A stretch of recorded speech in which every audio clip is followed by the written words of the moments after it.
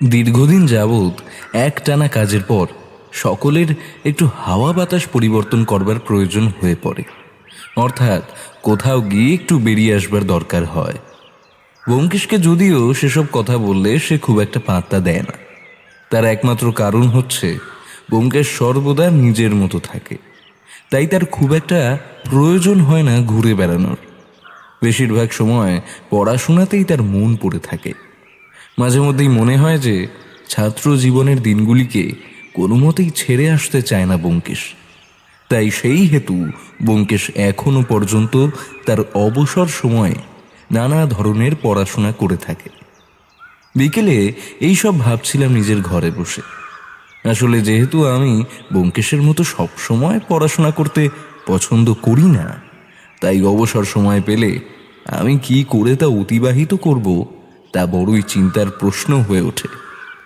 বেশিক্ষণ নিজের ঘরে থাকতে না পেরে গেলাম ব্যোমকেশের ঘরে। গিয়ে দেখি ব্যোমকেশ আর সত্যবতী একসঙ্গে রয়েছে। আমাকে প্রবেশ করতে দেখে সত্যবতী ব্যোমকেশকে উদ্দেশ্য করে বলে উঠল, এই দেখো ঠাকুরপো এসেছে। এবার তো বই থেকে নিজের মুখটা একটু তোলো। প্রায় 2 ঘন্টা ধরে দেখে যাচ্ছি তুমি একভাবে বইয়ের পাতার মধ্যে আটকে রয়েছো।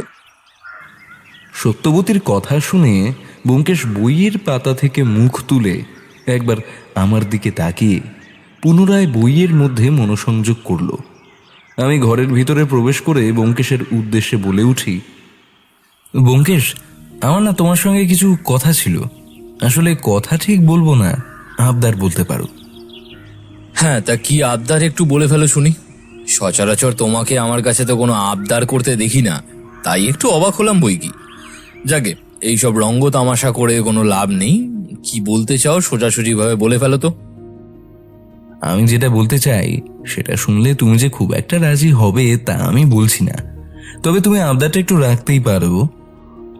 আমার দীর্ঘ কিছুদিন যাবৎ আর এই বাড়িতে বসে থাকতে ভালো লাগছে না। তুমি কেস ছাড়া বিভিন্ন বই, খবরের কাগজপত্র ইত্যাদি পড়ে সময় অতিবাহিত করে ফেলো, কিন্তু আমার মধ্যে অত ধৈর্য নেই। তাই আমি আর পারছি না একভাবে বাড়ির মধ্যে থাকতে।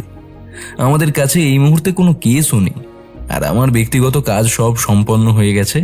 তাই আমি বাধ্য হয়ে তোমার কাছে এই আর্জি জানাচ্ছি যে এই কটা দিন একটু আমরা 3 জনে মিলে অন্য কোথাও বেরিয়ে আসলে কেমন হয়। আমার কথা শুনে ব্যোমকেশ যতটা বিরক্ত হয়েছে, সত্যবতী তার থেকে অনেক গুণ বেশি খুশি হয়েছে। তাকে দেখলে মনে হবে যেন সে আমার মুখ থেকে এই রকম কোনো কথা শুনবার অপেক্ষাতেই ছিল। ব্যোমকেশ কিছু বলতে যাবে তার আগেই সত্যবতী বলে ওঠে, এই যে কথাটা তুমি বললে না ঠাকুরপো, এর চেয়ে আনন্দদায়ক আর কোনো কথা হতেই পারে না। কতদিন হয়ে গেল বাড়িতে একা একা রয়েছি। তোমরা তো নানা কাজের জন্য বাইরে যেতে পারো, আমার তো বাপের বাড়ি ছাড়া সেটুকুও কপালে জোটে না।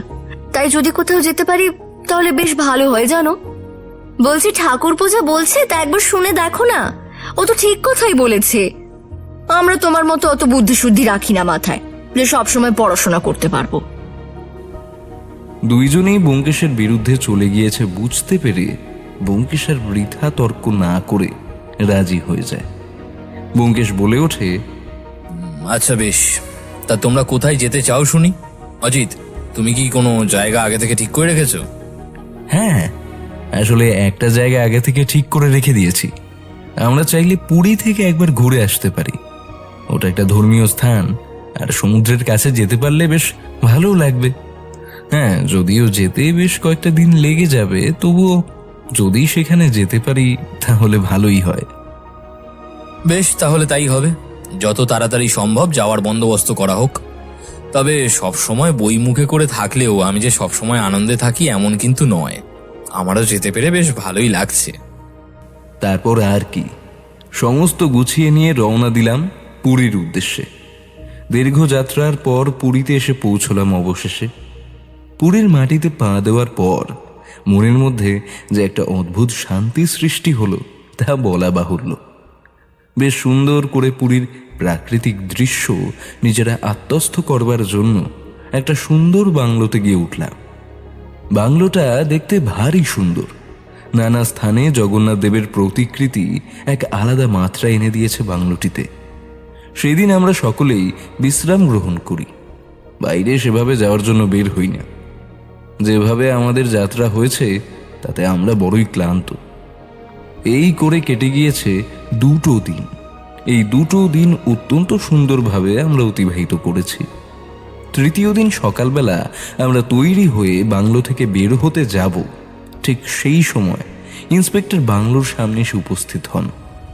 ঘটনাটা আমাদেরকে বেশ অবাক করে দেয়। শহরের চিরাচরিত ঝামেলা ঝঞ্ঝাটের বাইরে এসেও যখন প্রাণ খুলে নিঃশ্বাস নিতে চেষ্টা করি, ঠিক সেই সময় এই রকম কিছু ঘটনা আমাদের শ্বাসরোধ করে ফেলে। ইন্সপেক্টর আমাদের উদ্দেশ্য করে বলে ওঠেন, দেখে তো মনে হচ্ছে আপনারা বাঙালি। তা এখানে কি বেড়াতে এসেছেন?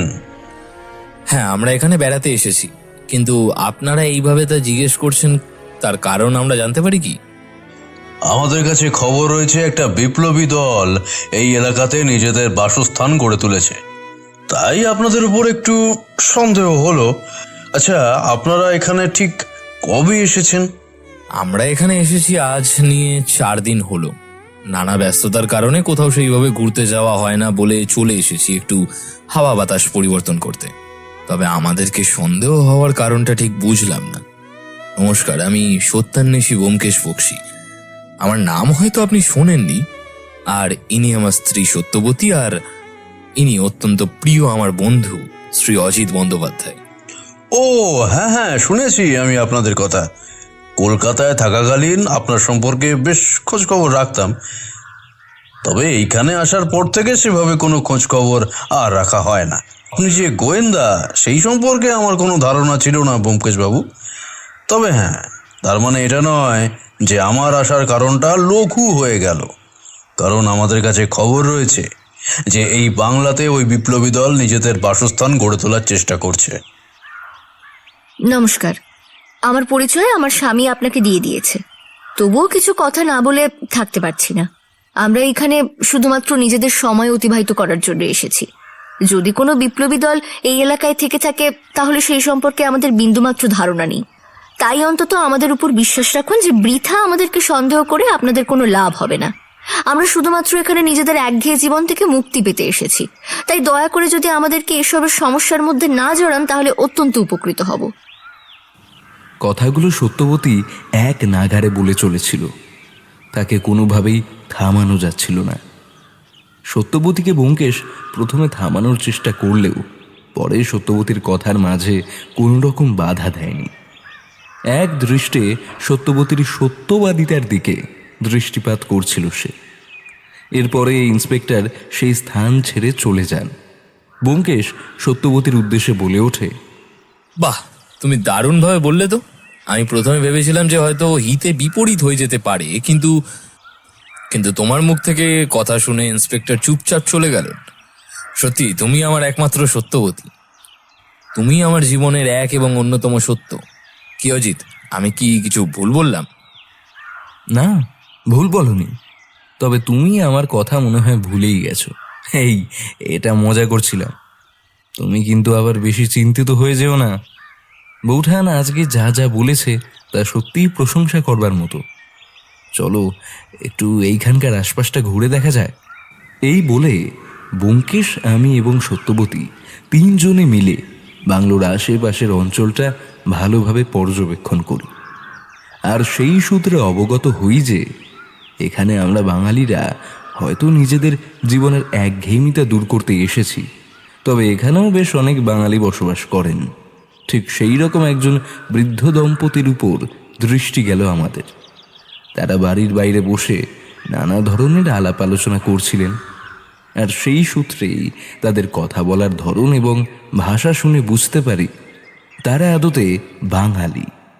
ব্যোমকেশ তাদের সামনে গিয়ে তাদের উদ্দেশ্যে বলে উঠল, নমস্কার, আমি ব্যোমকেশ বক্সী, আমার স্ত্রী সত্যবতী এবং আমার একমাত্র বন্ধু শ্রী অজিত বন্দ্যোপাধ্যায়। এই 3 জনে মিলে আমরা ভ্রমণের উদ্দেশ্যে পুরীতে এসেছি। আপনারা নিশ্চয়ই এখানকার স্থায়ী বাসিন্দা। হ্যাঁ বাবা, আমরা এখানেই থাকি। তোমরা তো বেড়াতে এসেছ, তা বলো এই পুরী তোমাদের কেমন লাগছে? তা বেশ ভালো লাগছে। তবে আজকে একটা অদ্ভুত ধরনের ঘটনা ঘটেছে, যার কারণে আমাদের সকলের মনটাই একটু খারাপ রয়েছে। কেন বাবা, কি হয়েছে? তোমাদের মন খারাপ হয়েছে কেন? এখানকার কেউ কি তোমাদের সঙ্গে কোনো খারাপ আচরণ করেছে? না, সেটা নয়।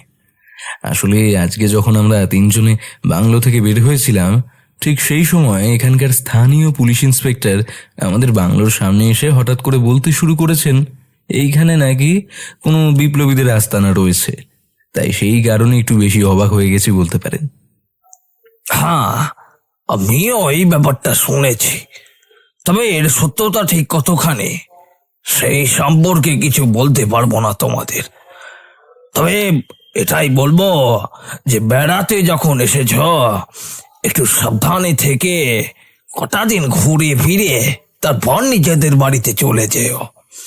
কারণ ঘুরতে এসে হঠাৎ করে যদি কোনো সমস্যার সম্মুখীন হও তাহলে নিশ্চয়ই সেটা তোমাদের জন্য ভালো হবে না।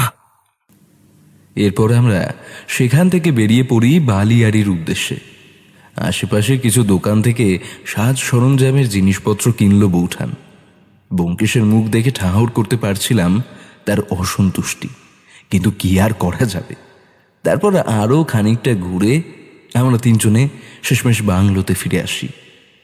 একটি ঘরে ব্যোমকেশ আর সত্যবতী, আর তার পাশের ঘরে আমি শুয়ে রয়েছি।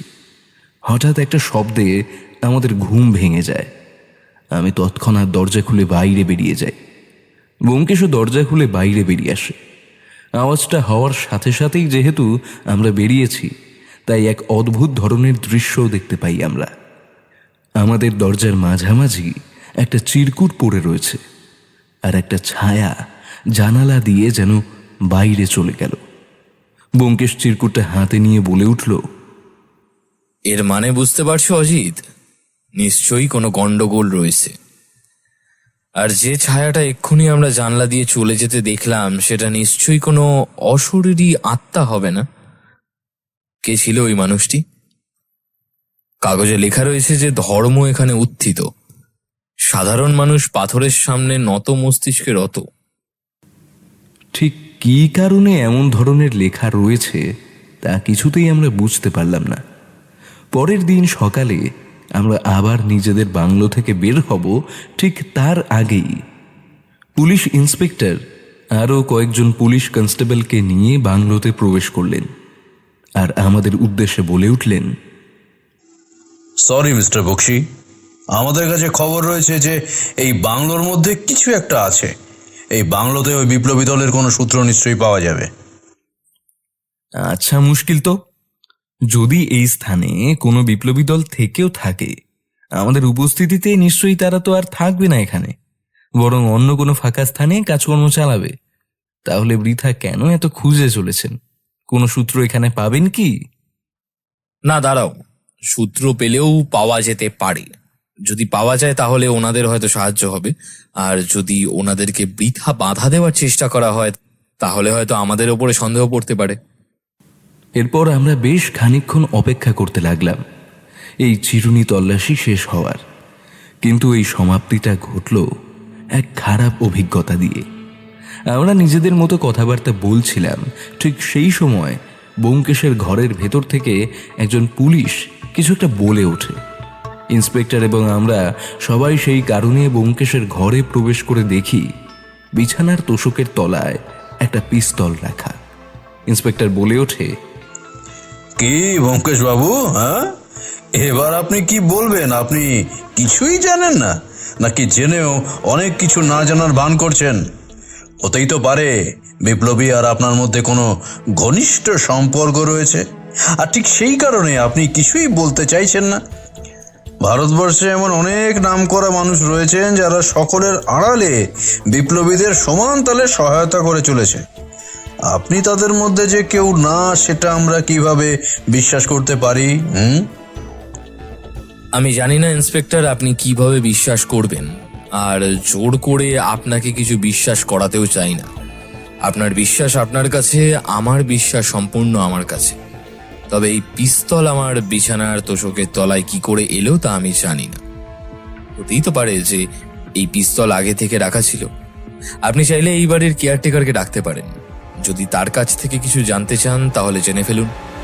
এরপর ডাকা হয় সেই বাংলোর কেয়ারটেকারকে। যদিও সে অবাঙালি, তবে বাংলা যে একেবারে বলতে পারে না বা বুঝতে পারে না তা কিন্তু নয়। তাকে এই সমস্ত ঘটনার ব্যাপারে জিজ্ঞাসা করা হলে সে বলে ওঠে, আমি সাজবাদ বলছি পুলিশ সাহেব, ব্যোমকেশ বাবু। খামোখা কেন আপনাদেরকে আমি ঝুটমুট বলতে যাব বলুন তো? এখানে পিস্তল কিভাবে এলো সেই ব্যাপারে কিছু জানি না।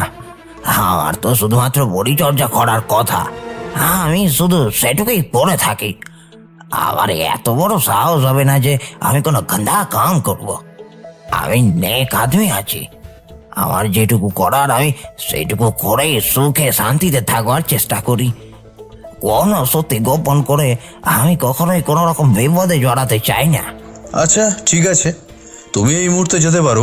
তবে ব্যোমকেশ বাবু, আপনাকে আমাদের সঙ্গে কিন্তু থানায় যেতেই হবে। আপনাকে এই মুহূর্তে আমরা গ্রেফতার করছি, বুঝলেন? আপনার বর্তমান আবাসস্থল থেকে এরকম একটা জিনিস পাওয়া গেছে, তো তাই আপনাকে নিশ্চয়ই আলাদা করে আর বোঝাতে হবে না।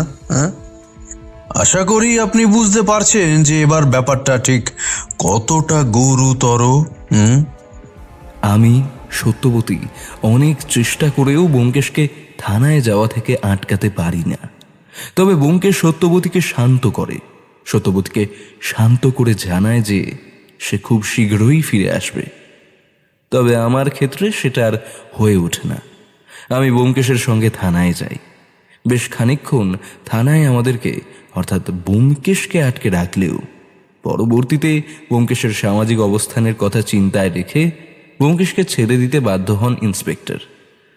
তবে এ কথা স্পষ্ট জানিয়ে দেন যে তাদের নজর সব সময় আমাদের উপরে থাকবে।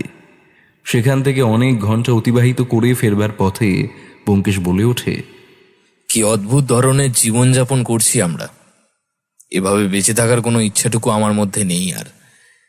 সামান্য একটু বেড়াতে এসেও এইরকম একটা অদ্ভুত সমস্যার মধ্যে পড়ে গেলাম। আমাকে থানায় কাটাতে হলো অপরাধী তকমা গায়ে লাগিয়ে। যদিও এই তকমা কিছুক্ষণের জন্যই ছিল, তবু এটা যদি আমাদের কলকাতা হতো তাহলে আমার সম্মানের ওপর কি এরকম প্রভাবটা পড়তে পারতো বলতো? সত্যি তুমি যথার্থ বলেছ। আমি ভেবেছিলাম যে একঘেয়ে বাড়িতে থেকে নিজেদের সময়টা নষ্ট করে কোনো লাভ নেই, বরঞ্চ যদি কোথাও বেরিয়ে আসা যায় তাহলেই ভালো। আর সেই কারণেই তোমাকে রাজি করিয়েছিলাম। কিন্তু এখানে এসে এরকম ঘটনার সম্মুখীন হতে হবে বুঝতে পারিনি। ঠিক আছে, এখন এসব ভেবে আর কি হবে? লাভের লাভ কিছুই হবে না। তার চেয়ে চলো তাড়াতাড়ি বাংলোতে ফিরে যাই। বৌঠান তোমার জন্য অধীর আগ্রহে অপেক্ষা করছে। এই বলে আমরা বেশ কিছুটা এগিয়েছি, তখন একজন ভদ্রলোকের সঙ্গে ব্যোমকেশের ধাক্কা লাগে। সেই ভদ্রলোক এক মাথা দাড়ি ও চুল নিয়ে থাকার কারণে তার মুখমণ্ডল ধারণা করতে পারিনি আমরা। তবে তার চোখের মধ্যে যেন এক অদ্ভুত চাহনি ছিল, যা আমরা গভীরভাবে পর্যবেক্ষণ করতে পেরেছি। সেই ভদ্রলোক সেখান থেকে চলে যাওয়ার পর আমরা আবার সামনের দিকে পা বাড়াই। তখন ব্যোমকেশ আবার বলে ওঠে, এই অজিত, একটু দাঁড়াও তো। পকেটে হাত দিয়ে মনে হচ্ছে যেন পকেটে কিছু রয়েছে, অথচ আমি পকেটে সেরকম তো কিছুই নিয়ে বেরোইনি। তবে এখন এইভাবে সেটা খুলে দেখা যাবে না। ইন্সপেক্টর বলে দিয়েছেন যে আমাদের ওপর নজর রয়েছে, তাই এই মুহূর্তে যা করার তা আমাদেরকে বাংলোতে ফেরার পরই করতে হবে। যদি পুনরায় আমাদের ওপর আবার সন্দেহ করে তাহলে ইংরেজ সরকারের হাতে আমাদের প্রাণ একেবারে নাশ হওয়া থেকে কেউ আটকাতে পারবে না বলে মনে হয়। তাড়াতাড়ি পা চালানো যাক। হ্যাঁ ব্যোমকেশ, তুমি ঠিকই বলেছ। যদি পকেট থেকে কোনো কাগজ বার করে তুমি এখানেই দেখো, তাহলে কে বলতে পারে, হয়তো হঠাৎ করে এসে আমাদেরকে গ্রেফতার করে নিল আবার। আর যদি এই কাগজে রহস্যময় কিছু লেখা থাকে, তাহলে তো আমাদের বিপদ অনিবার্য। এরপর আমরা বাংলোতে ফিরে আসি। বাংলোতে ফিরে আমরা যা দেখি তাতে আমার চোখ কপালে উঠে যায়। আর ব্যোমকেশের অবস্থা একেবারে দিশেহারা হবার মতো। ব্যোমকেশ শত শত খারাপ অবস্থাতেও নিজেকে শান্ত রাখতে পারে, কিন্তু যখন দেখে তার প্রাণের মানুষ অসহায়ভাবে রয়েছে, তখন তার মনের অবস্থাটা ঠিক কেমন হতে পারে? আমরা বাংলোতে ফিরে দেখি সত্যবতীর বাম হাত থেকে রক্ত পড়ছে আর সে প্রায় অজ্ঞান হয়ে গিয়েছে। ব্যোমকেশ এক প্রকার ছুটে সত্যবতীর কাছে চলে যায়। ব্যোমকেশের পিছু পিছু আমিও ছুট লাগাই। সত্যবতীকে ধরে ব্যোমকেশ একেবারে দিক বিদিক শূন্য এবং বিচলিত হয়ে বলতে শুরু করে, আমরা কিছুক্ষণ বাংলোতে ছিলাম না, তাতে এত কিছু হয়ে গেল। অজিত, দেখলে সামান্য ঘুরতে আসার ফল ঠিক কতটা খারাপ হয়ে গেল। আমি জানি তুমি কি কারণে এখানে আসতে বলেছিলে, কিন্তু এখানে আসার পর যা হচ্ছে তা কি আমাদের জন্য একেবারে মঙ্গলজনক? তোমার রক্তপাত হওয়ার কারণটা সত্য, জ্ঞান হারিয়ে ফেলো না। ব্যোমকেশ, এতটা বিচলিত হলে চলবে না। আমি বুঝতে পারছি তোমার মনের অবস্থাটা অত্যন্ত খারাপ, তবু এই মুহূর্তে তোমাকে আমাকে দুজনকেই খুব ঠান্ডা মাথায় থাকতে হবে। তুমি যদি এতটা বিচলিত হয়ে পড়ো তাহলে আমি কি করব বলতে পারো? সবার আগে বৌঠানের হাত থেকে রক্ত পড়া বন্ধ করতে হবে। রক্ত বন্ধ করতে পারলেই অর্ধেক কাজ হয়ে যাবে। এই বলে ধীরে ধীরে আমি আর ব্যোমকেশ দুজনে মিলে সত্যবতীর প্রাথমিক চিকিৎসাটুকু করবার চেষ্টা করলাম। কোনো রকমে রক্তটা যাতে বন্ধ হয় সেই চেষ্টাই আমি করলাম। রক্তটা বন্ধ হওয়ার পর সত্যবতী কিছুটা ঠিকঠাক বোধ করছিল বলে মনে হলো। একেবারে জ্ঞানশূন্য না হওয়ার কারণেই হয়তো তাকে এত তাড়াতাড়ি সুস্থ করানো গেল। তবে বৌঠান যে এখনো পর্যন্ত কথা বলার অবস্থায় নেই তা বেশ ভালো মতোই বোঝা যাচ্ছে। আমি ব্যোমকেশের উদ্দেশ্যে বলে উঠলাম, ব্যোমকেশ, একটা কাজ করলে তো হয়। যেভাবেই হোক না কেন আমাদেরকে সবার আগে ঘটনাটা পুলিশকে জানাতে হবে। তবে তার আগে ওই কাগজটা বার করে দেখো তো, যে কাগজটাতে আসলে কি লেখা রয়েছে। কাগজটা যেন কোথায় রেখেছিলাম। ও হ্যাঁ, এই ডান দিকের পকেটে রয়েছে, দাঁড়াও দেখছি। কাগজটাতে এক জায়গায় নকশার মতন আঁকা। তার শুরুটা হচ্ছে, এই বাংলো থেকে কোনো দিক থেকে গেলে গন্তব্যস্থলে পৌঁছতে পারবো, তার রাস্তা এঁকে দেওয়া আছে। তার মানে আমাদেরকে এক্ষুনি বেরোতে হবে। অজিত, চলো। আচ্ছা ব্যোমকেশ, তুমি পুলিশে খবর দেবে না? এত বড় একটা দুর্ঘটনা ঘটে গেল আর তুমি কিনা নিশ্চুপ থাকবে? আমাদের তো এই মুহূর্তে থানায় সমস্তটা জানানো উচিত। তুমি একবার তাকিয়ে দেখো বৌঠানের কতটা খারাপ অবস্থা। বৌঠান কোনো শব্দ পর্যন্ত ঠিকঠাকভাবে উচ্চারণ করতে পারছে না। এটা কি দুর্ঘটনা ঘটেছে নাকি কেউ ইচ্ছে করে ঘটানোর চেষ্টা করেছে? এ ব্যাপারে আমি সত্যি জানি না যে এটা দুর্ঘটনা নাকি কেউ ইচ্ছে করে ঘটানোর চেষ্টা করছে। তবে দুর্ঘটনার ব্যাপারটা আমি খুব একটা পাত্তা দিচ্ছি না, কারণ মনে হয় না এটা কোনো দুর্ঘটনা হতে পারে।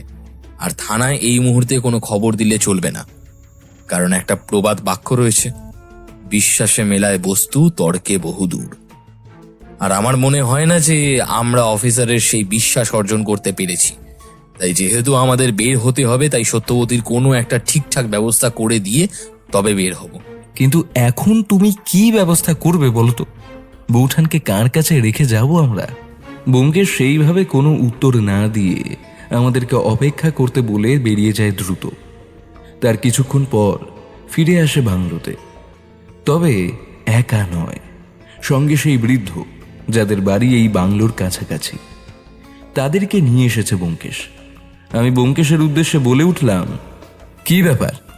মনে হচ্ছে যে কোনো গুরুত্বপূর্ণ কারণে এনাদেরকে তুমি নিয়ে এসেছো। আচ্ছা, আমি যদি খুব ভুল না করি, তুমি বৌঠানকে এনাদের দায়িত্বে রেখে যাওয়ার কথা ভেবেছো, কিন্তু এটা কি একেবারে নিরাপদ হবে? আমার তো মনে হয় যে এখানে রাখা বেশ নিরাপদের হবে, কারণ সত্যবতী এই মানুষদের কাছে থাকলে অনেকটাই সুস্থ বোধ করবে। আর যে একবার হামলা করে গিয়েছে, এত তাড়াতাড়ি সে আবার কোনো হামলা করবে বলে তো আমার মনে হয় না। আর তাড়াতাড়ি আমাদের কাজ সেরে ফেলতে হবে, চলো। এরপর আমি আর ব্যোমকেশ দুজনে বৃদ্ধ আর বৃদ্ধার কাছে সত্যবতীকে রেখে বাংলো থেকে বেরিয়ে আসি। কাগজে অঙ্কিত নকশাকে অনুসরণ করে আমরা ক্রমশ এগিয়ে যেতে থাকি।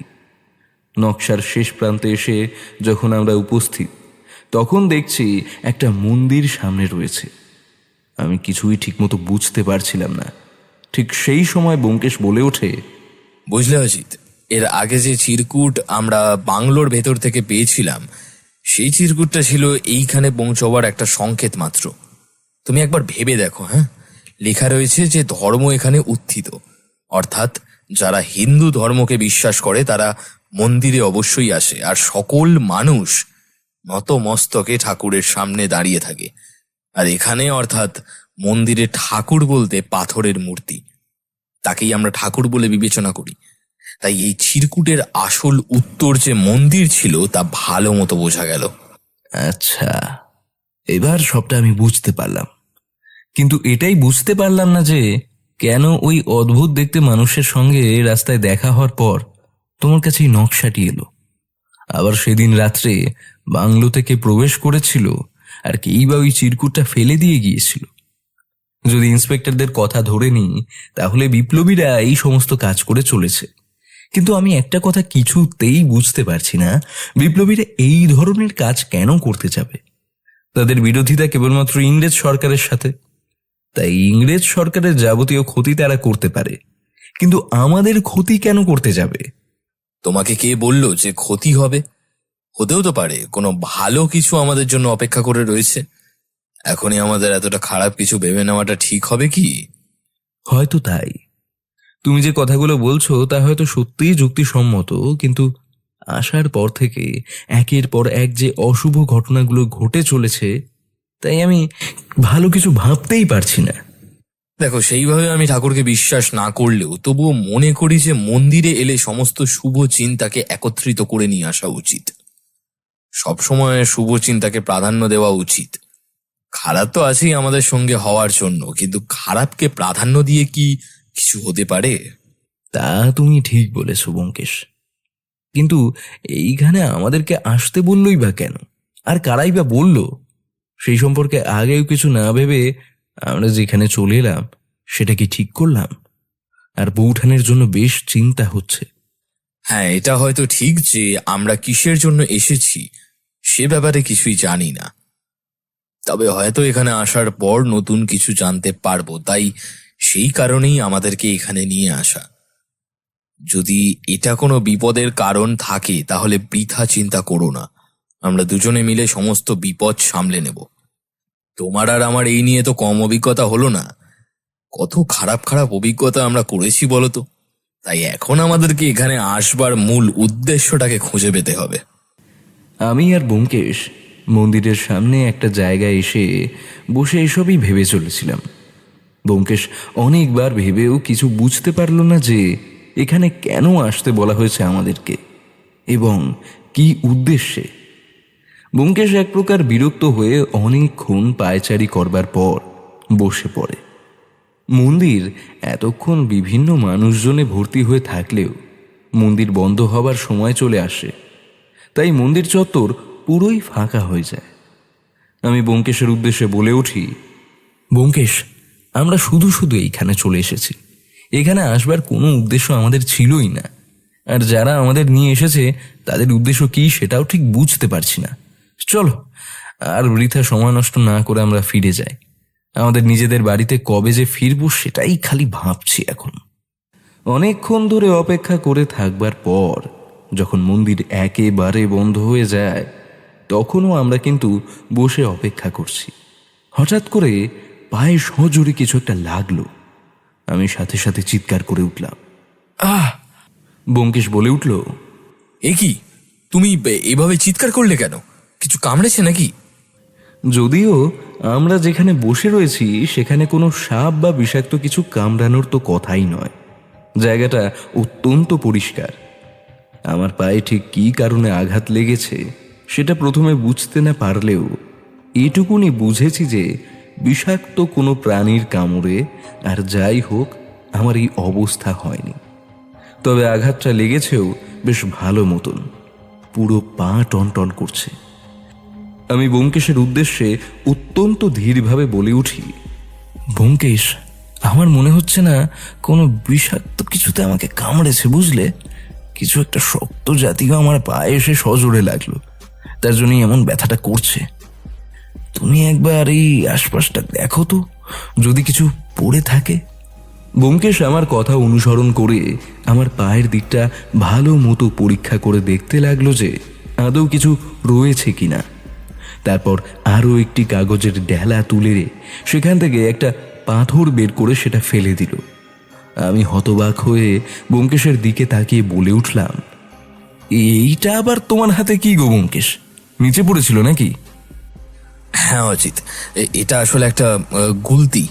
কাগজের মধ্যে কিছু একটা লেখা রয়েছে, যেটার ভেতরে ছোট পাথর ভরে দিয়ে সেটা গুলিতে আকারে সজোরে কিছু ছুঁড়েছিল তোমার পা লক্ষ্য করে, আর সেই জন্যই তোমার পায়ে এতটা লেগে গিয়েছে।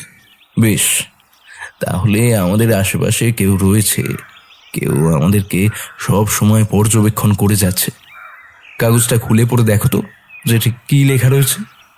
বৃথা অধৈর্য হবেন না, অল্পক্ষণের মধ্যেই আপনারা এখানে আসার কারণ সমস্ত জানতে পারবেন। ফিরে যাবেন না দয়া করে, বুঝলে অজিত? যখন আমাদেরকে অপেক্ষা করতে বলছে এখানে, তখন আমাদের অপেক্ষা করা ছাড়া তো আর অন্য কোনো বিকল্প নেই। যতই সময় লাগুক না কেন, আমাদেরকে এখানে বসেই অপেক্ষা করে যেতে হবে। এরপর আমরা বেশ খানিকক্ষণ আরো অপেক্ষা করি। মন্দিরের পুরোহিত তালা বন্ধ করে এগিয়ে আসতে থাকেন আমাদের দিকে, তাও অত্যন্ত ধীরভাবে। সাথে সাথে ব্যোমকেশ এবং আমিও বুঝতে পেরে উঠে দাঁড়াই। ঠাকুরমশাই ইশারায় তার সঙ্গে আমাদেরকে যেতে বললেন। এরপর মন্দিরের প্রধান ঘরের দরজা খুলে দেন, যেই ঘরে স্বয়ং ঠাকুরের মূর্তি প্রতিষ্ঠিত রয়েছে। আমাদেরকে ভিতরে প্রবেশ করিয়ে দরজা বন্ধ করে দেওয়ার সময় আমাদের উদ্দেশ্যে বলে ওঠেন, বৃথা চিন্তা করবেন না আপনারা। আমি এই ঘর তালা বন্ধ করলেও যখন আপনাদের এই জায়গায় আসার প্রয়োজন শেষ হয়ে যাবে, তখন বেরোনোর পথ নিজেরাই খুঁজে পেয়ে যাবেন। আমার প্রতি ভরসা রাখুন, আর এই ঘরে উপস্থিত প্রতিষ্ঠিত মূর্তির উপরে বিশ্বাস রাখুন। যে ভগবান আপনার সামনে রয়েছে তার উপর বিশ্বাস রাখুন, তাহলে দেখবেন যে কোনো সমস্যাই আর সমস্যা বলে মনে হচ্ছে না। এখন আর বেশি সময় নেই, আমি দরজা বন্ধ করলাম। আপনারাও সাবধানে থাকবেন। এই বলে পুরোহিত দরজা বন্ধ করে দিল। আর এদিকে একটা বন্ধ ঘরে ব্যোমকেশ আর আমি কিভাবে থাকবো তা নিয়ে নিজেদের চুল নিজেরাই ছিঁড়তে লেগেছিলাম। একটা গোটা রাত এভাবে কখনো একটা বন্ধ ঘরে কাটানো যায়? আবার ওদিকে সত্যবতীর যে কি অবস্থা কে জানে। প্রার্থনা করি সত্যবতী যেন খুব তাড়াতাড়ি সুস্থ হয়ে ওঠে, আর যত তাড়াতাড়ি সম্ভব আমরা যেন এই ঘর থেকে বের হতে পারি। ব্যোমকেশ আমার উদ্দেশ্যে বলে ওঠে, কি ব্যাপার, কি এত ভেবে চলেছো বলো তো? তুমি কোনো গভীর চিন্তা ভাবনা করছো নাকি? যদিও আমি এটা বুঝতে পারছি যে এই সমস্ত কিছুই প্রচন্ড বিরক্তিকর লাগছে তোমার কাছে, কিন্তু এইসবের নিশ্চয়ই কোনো কারণ রয়েছে। না হলে পুরোহিত শুধু শুধু আমাদেরকে এইভাবে বন্ধ করে যাবেন কেন? দেখো তো একটু ঘরটা খুঁজে পাওয়া যায় কিনা। এরপর ব্যোমকেশের কথা অনুসরণ করে আমরা ঘরের সমস্ত কিছু খুঁজতে লাগলাম, তবে সেভাবে কিছুই পেলাম না বটে। ব্যোমকেশ আর আমি প্রচণ্ড ক্লান্ত হয়ে গিয়েছিলাম। এতটাই ক্লান্ত হয়েছিলাম যে ভুলেই গেছিলাম আমি ঠাকুরের মূর্তির গায়ে হেলান দিয়ে দাঁড়িয়ে আছি। হঠাৎ করে যেন কিছুটা পিছিয়ে গেলাম বলে মনে হলো। আমি আর ব্যোমকেশ দুজনে নিচের দিকে তাকিয়ে দেখি ঠাকুরের মূর্তি বেশ অনেকটা সরে গিয়েছে। বুঝতে বাকি থাকে না যে কোনো সুড়ঙ্গ তৈরি করা রয়েছে এই মন্দিরের গর্ভগৃহের ভেতর দিয়ে, যাতে কেউই সন্দেহ না করতে পারে। ভিতরে প্রবেশ করার জন্য মূর্তিটাকে সুন্দরভাবে সরিয়ে পাশে রেখে দিলাম। তারপরে আমি ব্যোমকেশের উদ্দেশ্যে বলে উঠলাম, এই দেখো, একটা সুড়ঙ্গ বলে মনে হচ্ছে, তা নিচে গিয়ে একবার দেখবে নাকি গো? হ্যাঁ, সে তো অবশ্যই, নিচে তো আমাদেরকে যেতেই হবে। আর কতক্ষণ এভাবে আমরা বসে থাকতে পারবো বলো তো? কখনো কি তা সম্ভব? আমাদেরকে যেভাবেই হোক না কেন এই সুড়ঙ্গের ভেতর প্রবেশ করতেই হবে। ভিতরে গিয়ে দেখতে হবে যে এর ভেতরে কি এমন অজানা সত্য লুকিয়ে রয়েছে যার কারণে আমাদেরকে এতটা টেনে নিয়ে আসা। এরপর আমরা ধীরে ধীরে মন্দিরের ভিতরে থাকা সুড়ঙ্গের মধ্য দিয়ে প্রবেশ করতে করতে বেশ অনেকটাই নিচে চলে আসি। সেখানে গিয়ে দেখতে পাই বেশ কয়েকজন যুবক দাঁড়িয়ে রয়েছে। আর রাস্তায় সেদিনকে যার সঙ্গে ধাক্কা লেগেছিল আমরা নিজেই গিয়ে তাকেও প্রত্যক্ষ করলাম। বুঝতে পারলাম যে এরা 6 জন হচ্ছে একটি বিপ্লবী দলের সদস্য। সেখানে 6 জন উপস্থিত: নরেন, সুরেশ, কমল, অনন্ত, প্রলয়, জীবন। এই 6 জন ধীরে ধীরে আমাদেরকে নিজেদের পরিচয় দিল। বুঝতে পারলাম যে যার সঙ্গে আমাদের ধাক্কা লেগে গিয়েছিল তার নাম হচ্ছে অনন্ত। ব্যোমকেশ বলে উঠল, নমস্কার, আমি ব্যোমকেশ বক্সী, সামান্য সত্যান্বেষী, আর আমার বন্ধু শ্রী অজিত বন্দ্যোপাধ্যায়। আমার স্ত্রীও এই পুরীতেই রয়েছে, তার নাম সত্যবতী। হ্যাঁ, খুব ভালো করেই জানি, কারণ তিনি এই মুহূর্তে অসুস্থ। তার শরীর থেকে অনেকটা রক্ত নির্গত হয়েছে, আর তা হয়েছে আমার কারণে। ব্যোমকেশ এতক্ষণ অত্যন্ত শান্ত হয়ে সমস্ত কথাগুলো শুনছিল, কিন্তু হঠাৎ করে সুরেশের মুখ থেকে সত্যবতীর কথা শুনবার পর দপ করে জ্বলে উঠল। দৌড়ে দৌড়ে গিয়ে সুরেশের গলা কিছুটা চেপে ধরে দাঁতে দাঁত চেপে ব্যোমকেশ বলতে লাগলো, শয়তান, তোর সাহস কিভাবে হয় যে আমার স্ত্রী সত্যবতীর গায়ে হাত দিয়েছিস? আমি সব সময় খুব ভদ্রভাবে ভদ্র ভাষায় কথা বলে থাকি, কিন্তু আমার সব থেকে প্রিয় সত্যবতী এবং অজিত, এদের কোনো বিপদ হওয়ার সম্ভাবনা থাকে, আমি অবশ্যই নিজে রুখে দাঁড়াবই। এখন বল, আমার স্ত্রীর এই অবস্থা কেন হয়েছে? কি করেছিস তুই ওর সঙ্গে? আগে আমার গলাটা ছাড়ুন, তারপর সব বলবো আপনাকে।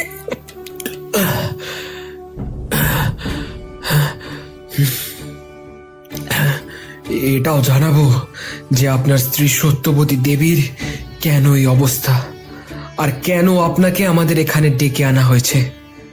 আসলে প্রথম ওই বাংলোটিকে নিজেদের আস্তানা হিসেবে গড়ে তুলেছিলাম। সেখানে আমাদের একটা পিস্তল রয়ে যায়।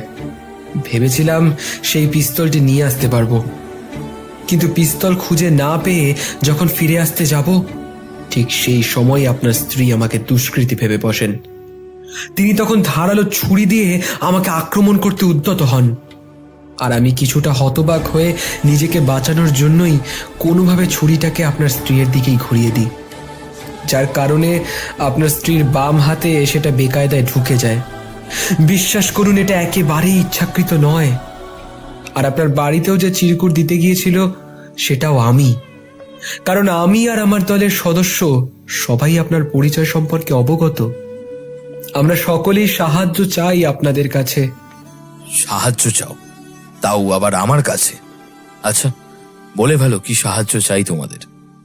যতদূর জানি তোমরা দেশের জন্য কাজ করছো, আর দেশের ভালোর জন্য যদি কেউ কোনো কাজ করে তার পাশে থাকার আমি সবসময় চেষ্টা করে থাকি। তাই নির্দ্বিধায় বলতে পারো কি সাহায্যের প্রয়োজন। আসলে ব্যোমকেশ বাবু, চঞ্চল মঞ্চের কাছে যে ইংরেজ সেনার আখড়া রয়েছে তার থেকে কিছুটা এগিয়ে এসে দুই দিকে যে দুটো রাস্তা চলে গিয়েছে, সেখানে আপনাকে একটু প্রয়োজন।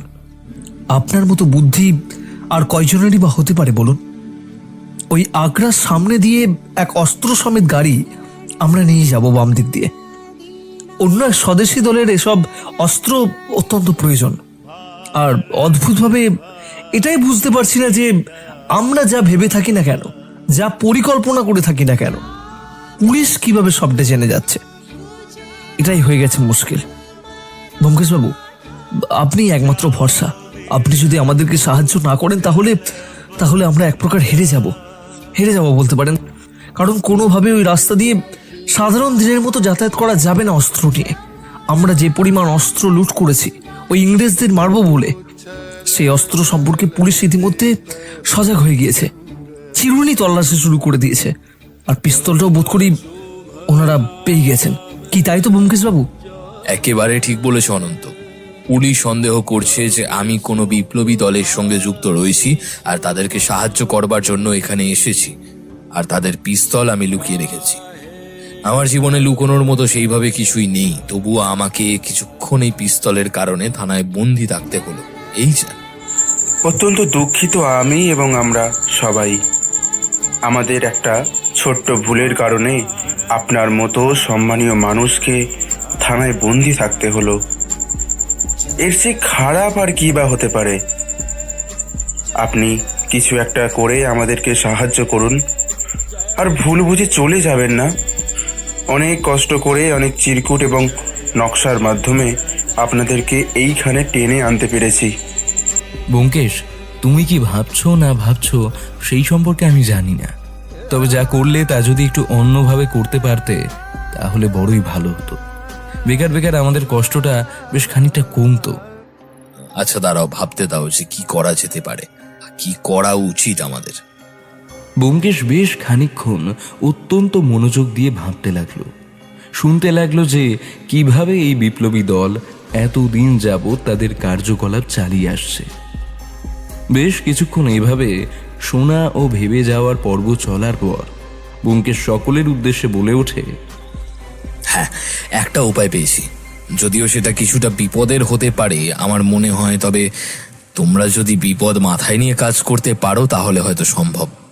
আমার নাম জীবন দাস, তবে আমি ওই ইংরেজদের দাসত্ব গ্রহণ করে আমার জীবন কাটিয়ে দিতে পারবো না। না না, কিছুতেই না। আমার যদি প্রাণ যায় তাহলে যাবে, তবে ওই ইংরেজদের অবস্থা যাতে খারাপ হয় সেই ব্যবস্থা করতে হবে। আপনি বলুন, আপনি কি বলতে চান? আমরা সবটাই করবো যা আপনি বলবেন। বেশ, তাহলে মন দিয়ে পুরো ব্যাপারটা শোনো, আমি ঠিক কি তোমাদেরকে বলতে চাইছি। আচ্ছা, তোমরা বললে যে ওই ইংরেজদের আখড়ার জায়গা থেকে কিছুটা এগোনোর পর রাস্তা দুই ভাগে ভাগ হয়ে যাচ্ছে, আর তোমরা সমস্ত জিনিসপত্র নিয়ে বাঁ দিক দিয়ে যাবে আশা করি। তাহলে রাস্তার ডান দিক দিয়ে বেশ কিছুটা এগিয়ে একটা বিস্ফোরক ঘটাতে হবে যাতে সকল পুলিশ ডান দিকে চলে যায়, আর তোমরা সেখান দিয়ে অস্ত্র নিয়ে সোজা বাঁ দিকে চলে যেতে পারো। আমি সেখানে উপস্থিত থাকবো, তাদেরকে যদি কোনোভাবে বিভ্রান্ত করতে পারি সেই কারণে। এবারে ভেবে বলো, আমি যা তোমাদেরকে করতে বললাম সেটা কি তোমরা করতে পারবে? যদিও এর থেকে আরো অনেক বড় বড় কাজকর্ম তোমরা অনেক আগেও করে এসেছো, তবু আমার মনে হয় একবার বলাটা আমার কর্তব্য, তাই আমি সেটাই জিজ্ঞেস করার চেষ্টা করছি তোমাদের। এরপর সমস্ত কথাবার্তা ঠিক হয়ে যায়। আগামীকাল ঘটনাটা যে ঘটানো হবে সেই ব্যাপারে পূর্ণ প্রস্তুতি নিতে থাকে সবাই। আর আমরা সুড়ঙ্গ থেকে বের হওয়ার অন্য পথ দিয়ে বের হয়ে চলে আসি বাংলোতে। গিয়ে দেখি সত্যবতীর শরীর আগের থেকে বেশ অনেকটাই ভালো হয়ে গিয়েছে। আমাদেরকে প্রবেশ করতে দেখে সত্যবতী কিছুটা চিৎকার দিয়ে বলে উঠল, কি ব্যাপার? এতক্ষণ তো একবারও আমাদের কথা মনে পড়েনি। এই বয়স্ক মানুষগুলোর কাছে আমাকে ছেড়ে চলে গিয়েছিলে, এতক্ষণ পর ফিরে এলে কেন? এখানেই আবার তোমাদের কোনো কাজকার্য ছিল শুনি? বলি, সামান্য ঘুরতে এসেও কি একটু আমি শান্তিতে থাকতে পারবো না? আমি কি পাপ করেছি বলো তো? একটা বিশাল বড় মহাকার্য ছিল বলেই এতক্ষণ পর্যন্ত আমরা দুজনে বাইরে ছিলাম। তবে চিন্তা করো না, এখন ধীরে ধীরে যা হবার সব ঠিকঠাক হবে। আচ্ছা চলো, অনেকটাই রাত হয়ে গেছে, এবার খাওয়া দাওয়া করে শুয়ে পড়া যাক। পরের দিন সকালে বেশ সুন্দরভাবে দেরি করে ঘুম ভাঙে। তারপর কি কি পরিকল্পনা হয়েছিল সমস্তটাই মনে পড়ে যায়। এদিকে ব্যোমকেশ পরিকল্পনায় সামান্য পরিবর্তন ঘটিয়েছে, কারণ বাড়ি ফেরবার পথে ব্যোমকেশ একটা ব্যাপার নিয়ে ভাবছিল যে কে এই দলের সমস্ত খবর পুলিশের কাছে দিচ্ছে। যে এরকম কাজ করবার চেষ্টা করছে সে নিশ্চয়ই আজকের ঘটনাস্থলে উপস্থিত থাকবে, আর যেভাবেই হোক তাকে আটকাতেই হবে। এই কারণে ব্যোমকেশ আর আমার আসার রাস্তা উল্টো হয়ে যায়। কথা হয়েছিল ব্যোমকেশ আর আমি দুজনেই ডান দিক দিয়ে আসব, আর আমরা নিজেদের মধ্যে পরিকল্পনা করেছি যে আমরা দুজনে দুই দিক থেকে আসব। এবার আমরা বাংলো থেকে বেরিয়ে গিয়েছি। ব্যোমকেশ বাঁ দিকের রাস্তা ধরে আসছে আর আমি ডান দিকের রাস্তা ধরে। ব্যোমকেশকে আমি সামনের দিক থেকে খুঁজে চলার চেষ্টা করছি, অথচ কাউকে বুঝতেই দিচ্ছি না যে আমি ব্যোমকেশকে খুঁজে চলেছি। ব্যোমকেশের সাথে অনন্তর আসবার কথা। নরেন আর প্রলয় আর জীবন তিনজনে অস্ত্র নিয়ে যাবে। হঠাৎ করেই আমাদের চোখ পড়ে একে অপরের উপর। তবে ব্যোমকেশ আমার উপরে চোখ ফেলবার আগেই ওর আরও একটা দিকে চোখ পড়ে যায়। ব্যোমকেশের দৃষ্টিকে অনুসরণ করে বুঝতে পারি যে রাস্তার ধারে গাছের আড়াল থেকে একজন পিস্তল তাক করে রয়েছে আমার দিকে। সে হয়তো ব্যোমকেশকে বা হয়তো আমাকে মারবার জন্য উদ্যত হয়ে রয়েছে। আমি যাতে হঠকারিতা না করে বসি তার জন্য আমাকে ইশারা করে শান্ত থাকতে বলে ব্যোমকেশ। আর সেই গাছের আড়ালে থাকা শয়তান আমার দিকে যেহেতু লক্ষ্য করেছিল, তাই পেছন দিকে যে ব্যোমকেশ আর অনন্ত রয়েছে তা বুঝতে পারেনি। ব্যোমকেশ আর অনন্ত মিলে সেই লোকটির মুখ বন্ধ করে হাত পা ধরে অন্যত্র নিয়ে চলে যায়। এদিকে আমি ওই ইংরেজ সেনাদের আখড়ার সামনে উপস্থিত হই, আর ব্যোমকেশও চলে আসে। ঠিক সেই সময় ভয়ঙ্করভাবে বিস্ফোরণ ঘটে। ইন্সপেক্টর এসে পড়ে এবং সাথে ইংরেজ সাহেবও চলে আসে। ইংরেজ সাহেব বলতে থাকে, হ্যাঁ, কিছু একটা হইয়াছে, কোনো বোম ব্লাস্ট করেছে ওই নেটিভ ইন্ডিয়ানরা। আই উইল কিল দেম, কাউকে ছাড়িব না। এরপর আমার আর ব্যোমকেশের দিকে ওনার চোখ পড়লে উনি কিছুটা এগিয়ে এসে বলতে শুরু করেন, হেই ব্লাডি ইলিটারেট ইন্ডিয়ানস, তোমরা দুইজন এখানে কি করিতেছ? হ্যাঁ, এই এখনই যে বম ব্লাস্ট হয়েছে, তোমরা কি সেটা করিয়াছ? যদি সেইটা হয় তাহলে কিন্তু তোমাদের ফাঁসি হইবে। নো স্যার, আমরা দুজনেই এইমাত্র আসছি। আমাদেরও ক্ষতি হতে পারতো, কিন্তু কপাল জোরে বেঁচে গিয়েছি। আমরা সত্যি এইসব কিছুই জানি না। আমাদের এখান থেকে যাবার কথা ছিল। জাস্ট ফর দ্যাট আমরা এখানেই রয়েছি। আর হ্যাঁ, আরেকটা কথা, এর পরের বারে কাউকে অশিক্ষিত বলবার আগে একটু বিবেচনা করে নেবেন। একটু ভেবে বলবেন যাকে অশিক্ষিত বলছেন সে আদতে অশিক্ষিত কিনা। কে শিক্ষিত আর কে অশিক্ষিত সেটা তো খুব ভালোভাবে এখন বোঝা যাচ্ছে। ব্যোমকেশের সঙ্গে শুধুমাত্র ভারতীয় কেন, কোনো দেশের মানুষই সেইভাবে পেরে উঠবে না। তাই ওই ইংরেজ সাহেব চুপ করে গেলেন। বেশ পুরনো কারণে সবাই এতটাই ব্যস্ত হয়ে পড়েছিল যে এতক্ষণে তাদের নাকের ডগা দিয়ে অস্ত্র নিয়ে পালিয়ে গেছে জীবন, নরেন আর প্রলয়। আর ওইদিকে বিস্ফোরণ ঘটিয়েছে অনন্ত। দূর থেকে মৃদু ভেসে এলো একটা জয়ধ্বনি, ইনকলাব জিন্দাবাদ। মনের মধ্যে একটা অদ্ভুত ভালো লাগা এবং সেই সাথে দেশপ্রেম জেগে উঠল। মনে হলো আজ অবধি এতটা রোমাঞ্চিত হয়তো আগে কখনো আমরা হইনি। শুধু যে বিস্ফোরণ তাই নয়, বিপ্লবী দলের সঙ্গে থেকে তাদেরই সাথে বিরোধিতা করা দেশদ্রোহিতার সমান। আর সুরেশ এতদিন ধরে সেই নিজেকে বিপ্লবী বলে দাবি করবার পর সকলের বিশ্বাস অর্জন করে সকলের পিঠে এইভাবে ছুরির আঘাত করল। আর ঠিক তার প্রতিশোধ নিতে অনন্ত সুরেশকে সেই একইভাবে কুপিয়ে খুন করেছে। ব্যোমকেশ আমার উদ্দেশ্যে বলে উঠল, চলো, আর বেশিক্ষণ এখানে থেকে কাজ নেই। আমাদের রাজকার্য সম্পন্ন হয়ে গিয়েছে। এইবার আমরা নিজেদের বাড়িতে ফিরে যাব। ভালো থাকুক এইসব স্বাধীনতা সংগ্রামী, যারা সত্যিকারের সংগ্রাম করে ভারতবর্ষকে স্বাধীনতার দিকে ত্বরান্বিত করছে। আর নিশ্চিহ্ন হোক সেই সব বিপ্লবী যারা বিপ্লবের নামে কলঙ্ক রচনা করছে।